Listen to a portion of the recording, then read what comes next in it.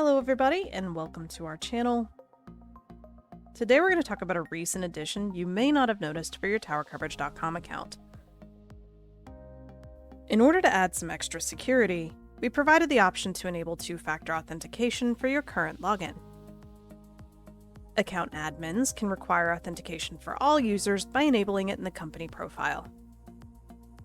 If an admin enables this option, any user that has not yet set up two-factor authentication will be prompted to do so with a setup screen the next time they log in.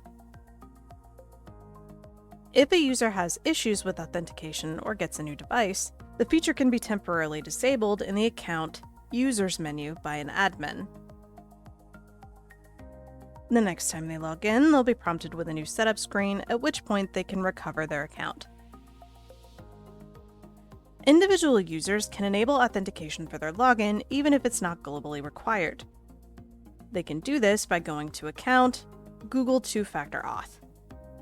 Here, they can scan the QR code with the Google Authenticator app, which they can download with their cellular device. If you found this content helpful, please like and subscribe. That is all I have for now, guys, but I will see you for the next one.